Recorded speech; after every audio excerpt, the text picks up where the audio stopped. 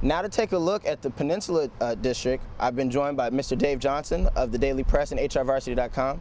Now Dave, taking a look at the end of last year, Phoebus, once again, a state championship for the Phantoms. How does that translate going into 2010? Well, they return a lot of key players. They obviously lose a lot too, but if you're a program like Phoebus, you just simply reload every year.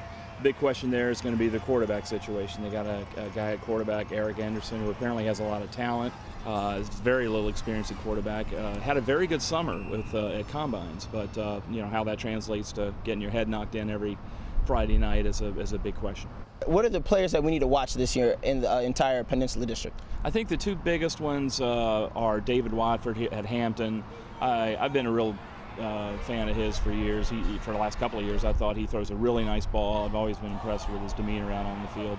And Clifton Richardson in Menchville, who has surprised a lot of people by staying at Menchville, to be honest with you. A lot of kids transfer, but he's gotten several scholarship offers, has settled on Virginia apparently, and honestly his numbers would probably be even more impressive had he transferred somewhere else. Who are your top two teams right now going into this early season? I know this is going to really be going out on a limb here, but I'm going to go with Phoebus and Hampton. It's really interesting this year. Phoebus obviously is the team to beat until someone says otherwise. 30 straight wins, 2 straight titles. Hampton, it would not surprise me if they win the district this year. They have a lot of kids coming back from a young team last year, plus they have the best quarterback. That always helps. The big question for them, I think, is replacing Deion Futch. He was such a great playmaker for them. After that, it's really a hard call. Any possible surprise teams you can see coming out of the Peninsula District?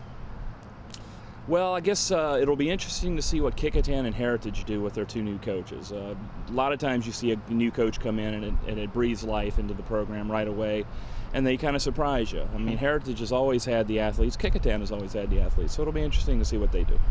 Once again, we would like to thank Mr. Dave Johnson from the Daily Press, and for more information on the Peninsula District, check out HRVarsity.com. You're watching the Sports Report Season Preview Show. Coming up after the break, Marty O'Brien of the Daily Press stops by to talk with Matt about the Bay Rivers, and we've got a special Cox of practice as I headed out to Norfolk Christian to preview the 2010 Ambassador season.